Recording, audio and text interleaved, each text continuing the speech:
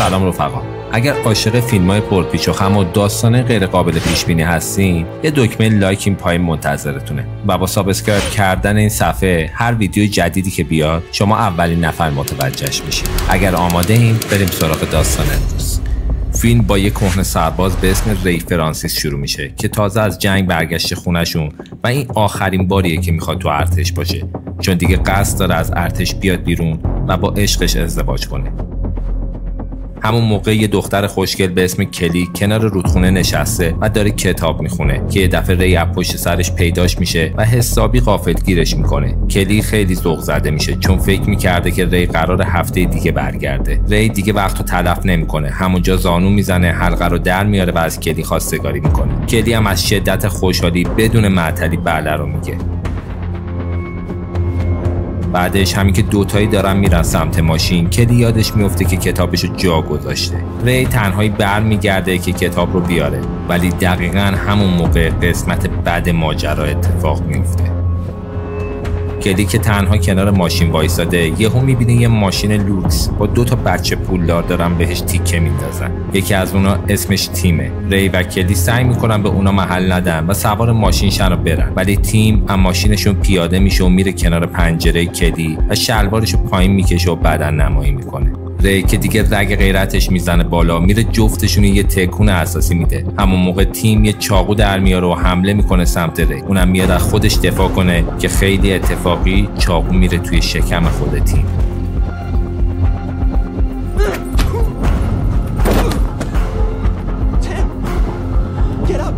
حالا ری و کلی رفتن پیش وکیل چون ری به جرم قتل دستگیر شده. وکیلش بهش میگه 2 راه بیشتر نداره، یا به قتل اعتراف کنه و 2 تا 3 سال زندان بره که ممکنه عفو هم بخوره و بعد از 18 ماه آزاد بشه، ولی اگر اعتراف نکنه شاید 5 تا 8 سال بره زندان. ری تصمیم میگیره که اعتراف کنه و بره زندان تا حداقل حبس کمتری بکشه. اون کلی رو بغل میکنه و راهی زندان میشه.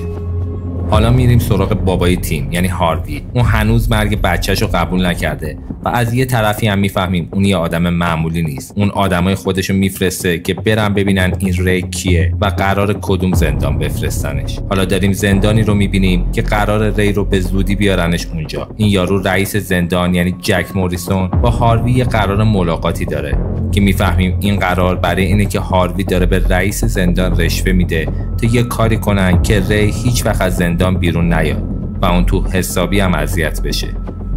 بالاخره روز زندانی شدن ری میرسه. یکی از نگهبانا به اسم ریکو داره به زندانیای جدید به سبک خودش خوش آمد میگه. اون ری و چند تا دیگر رو مجبور میکنه که همین لباساشون رو در بیارن برای بازرسی. ریکو اصلا از ری خوشش نمیاد چون اون داره سعی میکنه از یکی از زندانیا دفاع کنه. بعد از اون رئیس نگهبانا یعنی ویلیامز ری رو میبره پیش رئیس زندان. اونجا معلوم میشه که ری 12 سال توی ارتش خدمت کرده و 4 سالش رو توی عراق بوده و حتی یه مدال شجاعت هم داره. جک میخواد خودشو آدم مهربون و دلسوز پیش ری نشون بده و ری هم از این بابت خوشحاله. ویلیامز ری رو به سلولش میبره و همونجا تهدیدش میکنه که توی این زندان دنبال شر نباشه. بعد از چند روز وقتی ری میره برای هواخوری، پرش به پر یکی از گنده‌های زندان گیر میکنه. طرف هر کاری میکنه نمیتونه ری رو بزنه که همون موقع دار و دسته مازن میاد که همه با هم بریزن سرش که یهو ویلیامز میرسه و دستور میده که همه برن پی کارشون. توی زندان یه کار توی کتابخونه رو به ری میدن. همونجا با دیوید یکی از قدیمیای زندان و مسئول کتابخونه آشنا میشه. وقتی ری داره برمیگرده سمت سلولش، چند تا از زندانیا دوباره میخوان سر به سرش بذارن، ولی اون بازم خون سردیشو حفظ میکنه. یه روز که ری توی سلولش دراز کشیده و داره کتاب میخونه، ریکو با چند تا نگهبان میریزن تو و شروع میکنن به گشتن سلولش. ریکو یه عکس از دوست دختر ری پیدا میکنه و جلوی چشای ری عکس رو شروع میکنه به لیستیدن. ری خیلی کفری میشه، ولی چون 2 تا نگهبان دیگه گرفتنش هیچ کاری نمیتونه بکنه. بعدش هم ریکو جلوی چشم اون عکس رو جر میده. اون 2 تا نگهبانی که با ریکو هستن یکیشون ویکتوره و اون یکی فاکس. ریکو دستور میده ری پیراهنشو در بیاره و بعد شروع میکنه به تحقیر کردنش. I said look at me. I said duck back. ولی ریکو حتی بعد از زدنش هم دست از سرش بر نمیداره و میخواد کار بدتری با اون بکنه که خوشبختانه ویکتور جلوشو میگیره. وقتی ری میره حموم، اونجا یهو با یکی دیگه از زندانی شر روبرو میشه، یه هیولا به اسم همر که انگار خیلی از ری خوشش اومده. اون به ری میگه که خم بشه تا بتونه شمشیرشو تیز کنه. ری هم خیلی عصبی میشه و با 2 تا حرکت میزنه طرفو داغونش میکنه. اما ریکو دوباره پیداش میشه و ری رو تا جایی که میتونه میزنه و میبرتش پیش جک. ری به جک میگه که فقط داشته خودش دفاع میکرده، ولی جک اصلا براش مهم نیست و میگه این چیزا توی زندان طبیعیه و نباید باعث درگیری بشه. ری که هنوز با جک داره بحث میکنه، دوباره نگهبان رو کتکش میزنن، ولی ویکتور میاد وسط و میگه بس دیگه، الان میکشینش. وقت نهار ری دوباره با همون زندانیه که توی کتابخونه دیده بود و جید که یه پسر 18 ساله است دور یه میز نشستن و دارن حرف میزنن. همون موقع ری یه زندانی رو میبینه که از دور داره براش خط و نشون میکشه.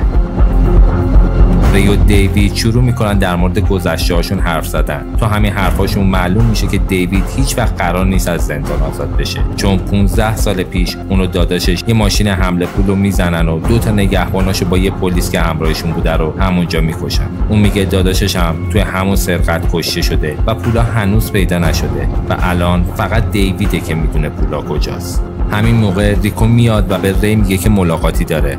کلی دوست دختر ری اومده به دیدنش. ری از دور که میبینتش خیلی خوشحال میشه، چون این اولین ملاقات اونا بعد از زندانی شدن ریه. وقت ملاقاتشون خیلی کمه، چون ریکو نمیخواد بذاره اونا زیاد همو ببینن. بعدش هم میاد در گوش ری آروم میگه که خیلی دوست داره که ترتیب دوست دختر اونو بده، ولی ری سعی میکنه خونسردیشو حفظ کنه و شر راه نندازه.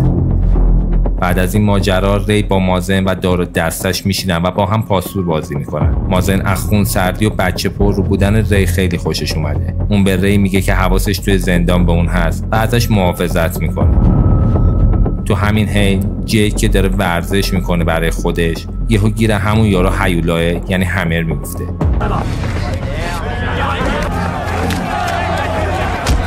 همر میخواد با دنبل بزنه تو سر جید که ری به موقع میرسه و اونو نجاتش میده. همون موقع هم ویلیامز پیداش میشه و سریع دعوا رو جمع میکنه. یه روز که داشته دستشویی رو تمیز میکرده، اون یارو که قبلا هم باش درگیر شده بود میاد سراغش که حالشو بگیره، ولی ری با 2 تا حرکت طرفو له میکنه.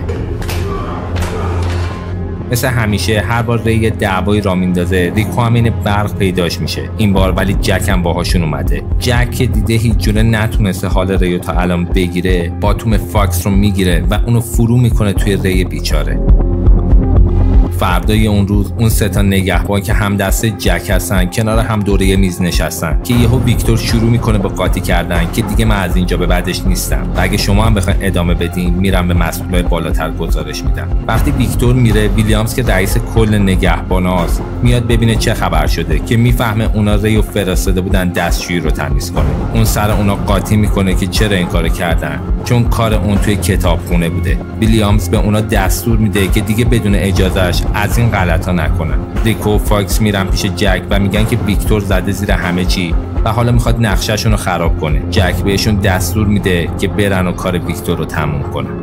بعدش هم اون 2 تا نگهبان میرن سراغ سلول یکی از زندانی‌ها و تختشو میگردن و یه چاقوی تیز پیدا میکنن. زندانی رو مجبور میکنن که زانو بزنه و عذرخواهی کنه. بعدش هم اونو میفرستن که بره دستشویی رو تمیز کنه که یهو جسد ویکتور رو میبینه که با چاقوی خودش کشته شده. همون موقع ریکو و فاکس هم میرسن و بهش میگن که تو قاتل اونی و اینجوری ویکتور رو حذفش میکنن.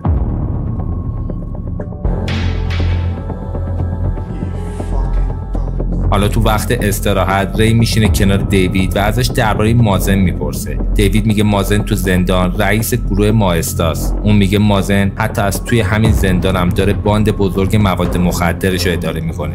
از دور دار دسته مازن میفهمن که دارن درباره‌شون حرف میزنن. اونا میان پیششون و مازن که با دیوید حال نمیکنه به ری میگه حواست باشه تو تیم کی داری بازی میکنی.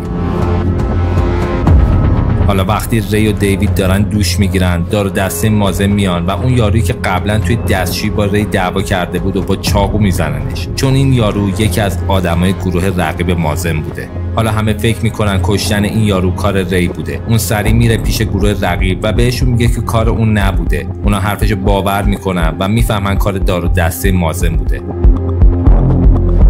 حالا حالا توی همین موقع‌ها جید که داره توی انبار آشپزخونه کار میکنه یه جا تنها گیرش میارن و همه به قول خودش میره که شمشیرشو تیز کنه. این دفعه که کلی میاد برای ملاقات، ریکو و فاکس حسابی اذیتش میکنن. بهش میگن به خاطر مسائل امنیتی اون باید لباسشو در بیاره. کلی هم که 2 هفته منتظر بوده تا ریو رو ببینه مجبور میشه این کارو بکنه.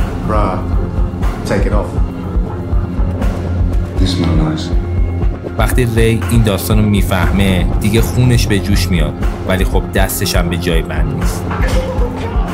توی همین موقع جید هم که دیگه شمشیر تیز کنه همر شده بالاخره جرأت پیدا میکنه یه روز با پیشگوشی همه رو میزنه.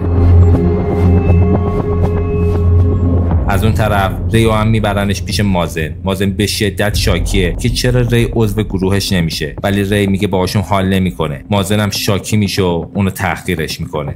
بعد از چند روز اون 2 نگهبان ری رو که کنار دیوید نشسته رو میبرن سمت یه انبار. اونجا میفهمه که اونا هم مازن دستور گرفتن که بیارنش اونجا. مازن شروع میکنه به تهدید کردن ری و بهش میگه این فرصت آخرته که عضوی از ما بشی، وگرنه دیوید و کلی رو هم خیلی زود میکشه. اون که حسابی کفری شده میره سمت مازن، اما اون 2 نگهبان جلوشو میگیرن. ری هم خودشو آزاد میکنه و تا میتونه میزنتشون.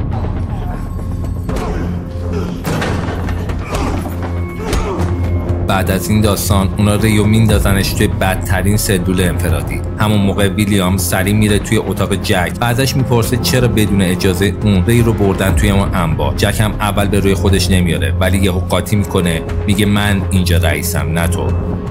توی اون سلول تاریک مثل یه حیوان با ری رفتار میکنن. اون بعد از چند هفته تقریبا به مرز دیوونگی میرسه.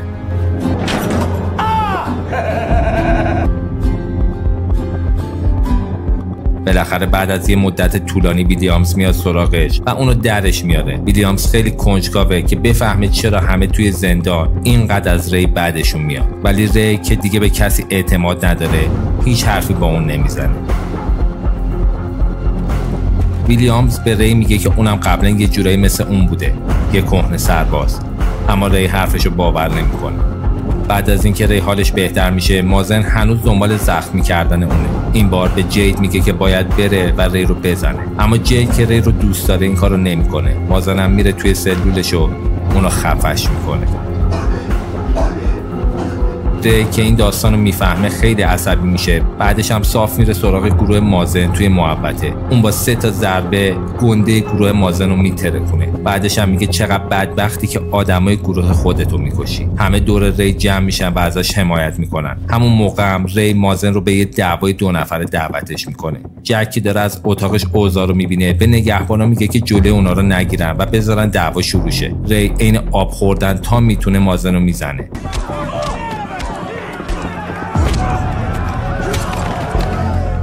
بعدش هم ری دستشو دور گردن مازن میندازه و تا مرز کشتنش میره، ولی وقتی به دیوید نگاه میکنه دیوید با سر اشاره میکنه که این کارو نکن. ری مازن رو ولش میکنه، اما یهو یه چاقو برای مازن پرت میکنن. اونم برش میداره که ری رو سری بزنه، ولی دیوید همون موقع خودشو فدای اون میکنه. توی همین گیرودار رئیس گروه رقیبم مازن رو با همون چاقو میزنه و میکشه. بعدش ریو رو میبرنش پیش جک. اونم بهش میگه که حکم زندانش تمدید شده. ری هم هرچی از دهنش در میاد به اون میگه. جک هم حسابی عصبی میشه و میگه که اونقدر پول گرفته که نذاره هیچ وقت ری از اونجا بره بیرون. همین اعتراف جک باعث میشه که اونو 2 نگهبان عوضی دیگه که باهاش کار میکردن دستگیر شن. بعد همه اتفاقا ری میره به دیدن دیوید که توی بیمارستانه. دیوید به ری جای پولایی که قایم کرده بوده رو میگه. بعدش میخواد که با اون پول زندگی جدید رو شروع کنه. اون به ری میگه که نصف اون پولم برای دخترش بفرستن. در نهایت ری از زندان آزاد میشه و خیلی گرم با ویلیامز خداحافظی میکنه. کلی که جلوی در منتظر ری وایساده اونو سفت بغلش میکنه. بعد از اون ری میره سراغ دختر دیوید و کیف پولی که به دیوید قولشو داده بود و تحویل دخترش میده. اون به دختره میگه که باباش خیلی دلتنگشه و خیلی دوست داره که ببینتش. قبل از اینکه فیلم تموم بشه ویلیامز داره به زندانیای جدید میگه که باید لباس زندان بپوشن و یهو معلوم میشه که یکی از این زندانیای جدیدم همون هاروی تامپسونه، پدر تیم، همونی که کلی رشوه داده بود تا همه مشکلات رو توی زندان راه بندازه. حالا نوبت شماست. به نظرتون این فیلم واقعا ارزش دیدن داره یا نه؟ نظرتون رو توی کامنت ها برام بنویسید.